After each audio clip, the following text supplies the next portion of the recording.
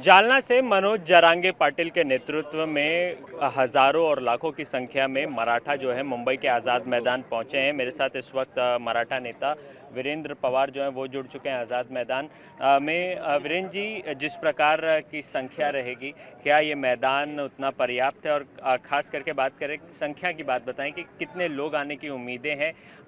काफ़ी सारे संख्या में जो है वो लोग मुंबई के आज़ाद मैदान में कूच कर रहे हैं। देखो, लोक संख्या की हिसाब से जो मराठा समाज है तो मात्रा बहुत ज़्यादा है। आंदोलन में जो जुड़े लोग हैं, कल से हम लोग देख रहे हैं कि पूरे टीवी के फ्रेम के वीडियो के ड्रोन में भी वो नहीं बैठ रहा है, ड्रोन के जोन में भी नहीं बैठ रहा है। तो वो सब चीज़ों से हम लोग दूर करते कि मराठा समाज का आंदोलन है तो उसमें लोक संख्या गिनने का काम आप करो ही मत, करना है तो आप करते बैठिए। जो मांगों के लिए आ रहे हैं, जो लोग आ रहे हैं, जो मनोज दादा जरांगे यहाँ पे अनशन के लिए जो आ रहे हैं, उनके लिए हम लोग यहाँ पे काम कर रहे हैं कि वो अगर आके यहाँ पे बैठने वाले, रुकने वाले हैं तो उनको किस तरह से सुविधा हम लोग दे सकते हैं। उनके साथ में जो 5000 लोगों की परमिशन हम लोग को मिली है एक दिन के लिए, उसके हिसाब से हम लोग जो अरेंजमेंट्स कर रहे हैं, उसमें अगर उसके बाद में जो बढ़ावा चाहिए, जो टाइम हमको एक्सटेंशन चाहिए, उसके एप्लीकेशंस हम लोग ने किए हुई है, वो उनके विचाराधीन है। अभी जो बात है ये कल के 29 तारीख के परमिशन की है, आज तो कुछ नहीं है। आज तो वैसे भी लोग जुड़ रहे हैं मराठा समाज के जो आ रहे हैं मुंबई में, उनमें से कोई एक आध दूसरी टुकड़ी भी मुंबई अभी तक पहुंची नहीं है। तो इस हिसाब से ये जो आंदोलन है ये शांतिपूर्ण होगा। मराठा समाज के हित के लिए ये आंदोलन है।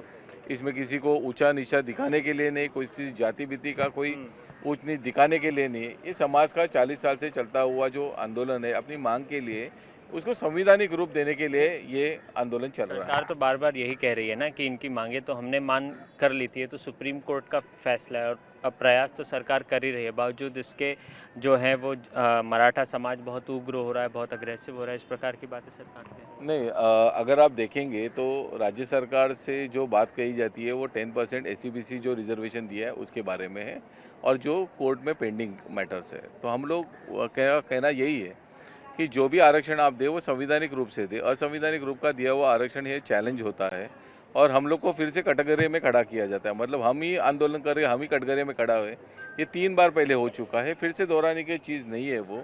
और अगर हम लोग एक ओबीसी कमीशन अगर हम लोग को एक रिजर्वेशन ग्रांट कर दी है तो उसको स्पेशल कैटेगरी डालने में जरूरत ही नहीं, उसको ओबीसी में आना चाहिए। तो उसमें ओबीसी में देख के ये बात खत्म हो सकती है। इसके लिए पूरा इतना घुमाने का जरूरत नहीं था। आप अपनी प्रमुख मांगे बता दीजिए। जो प्रमुख मांगों में ये है कि मराठा समाज को ओबीसी में रिजर्वेशन मिलना चाहिए, हम लोग को स्पेशल जो गुड किया उसमें नहीं चाहिए, ये हमारी प्रमुख मांग ने। दूसरा चीज़, ये 50% ओबीसी में आरक्षण देते समय ये चीज़ था कि कुणबी का जो दाखला था जो बहुत जन को मिला हुआ है, लेकिन उसका वैलिडेशन नहीं हो रहा है। वैलिडेशन के लिए सरकार की मशीनरी काम नहीं कर रही है। तो जिनके पास कुणबी मिला है उनको वैलिडेशन मिले। तीसरी मांग इसमें थी मराठा समाज की आरक्षण के संदर्भ में कि जो गैजेट्स है हमारे, क्योंकि मराठवाड़ा ये जो था ये निज़ाम के अंडर था, तो वो उनके पेपर्स ही नहीं है। तो उनका जो जब ढूंढने जाते हैं तो उनके बारे में कोई भी डॉक्यूमेंट्स नहीं मिलते, इसलिए गैजेट डिक्लेयर करो। तो वो गैजेट के माध्यम से उनकी सूची में नाम आ जाता है, तो उसके उनको उसके आरक्षण का फायदा होता है। ये सारे छोटी छोटी मांगे। वीरेंद्र जी, मनोज जरांगे पाटिल जालना और कहीं ना कहीं लॉ एंड ऑर्डर की सिचुएशन, ये कहीं ना कहीं परस्पर जो है वो देखने को मिलती है। तो इसकी क्या गारंटी है कि जो लोग आ रहे हैं वो law and order situation create नहीं करेंगे, बहुत शांतिपूर्ण तरीके से आंदोलन? नहीं, आप मेरे को पता है ना कि लॉ एंड ऑर्डर कंडीशन जो है ये मनोज दादा जरांगे के कौन से सभा में हुई है या कौन से अनशन में हुई है। आज मुंबई में सबसे बड़ा मोर्चा जो मराठा समाज का 9 अगस्त 2017 में हुआ था, जब यहाँ पे परिंदे को भी पर मारने को जगह नहीं थी, उस समय एक कोई चीज़ नहीं हुई है। ये मराठा समाज है या हम, अरे या हम बोलते हैं ना हमारी मिट्टी है, ये यहाँ के लोग हैं। ये आप law and order situation Maratha समाज से महाराष्ट्र में कब से होने लगे? हम तो लोग वो है कि संरक्षण करने वाले लोग हैं, भक्षण करने वाले नहीं है। लॉ एंड ऑर्डर सिचुएशन संभालने वाला समाज है मराठा समाज है। तो और इसको अगर हम लोग अगर कहेंगे कि ये लोग अगर भक्षण करते हैं तो फिर मराठा समाज में कोई रास्ते पे घूम नहीं सकता है। मैंने वीरेंद्र, इसका आंसर ऐसा है कि लॉ एंड ऑर्डर, तुम्हारा सवाल क्या है? सवाल तुम लिख के लाए हो, सवाल तुमको सही तरीके से बोलना चाहिए था। ये गवर्नमेंट का सवाल है। बात ऐसी है, गवर्नमेंट आपने सरकार से शायद सवाल ठीक से नहीं पूछा, या तो आपको सरकार ने जो बोला गया वो शायद आपको पता नहीं है। सरकार ने 6 बार लिख के दिया है हम तुम्हारे मांगों पे सही उतरेंगे। अगर कोई लिख के देता है तो law and order situation Jarange साहब के नेतृत्व में आ रहा है और उनके नेतृत्व की वजह से हो रहा है। ये आपका सवाल ही गलत है। आप समझा करो, सवाल ऐसा चाहिए। सरकार ये लॉ एंड ऑर्डर जानबूझ के इस सिचुएशन में क्रिएट कर रही है। जब से 4 महीने से उन्होंने ये अपना आंदोलन का आमरण उपोषण का पहला उनका जो प्रस्ताव था, जो पत्र था, वो दिया। 28 जुलाई को सब लोग आए, सभी मीडिया को मालूम है, देश की मीडिया को मालूम है।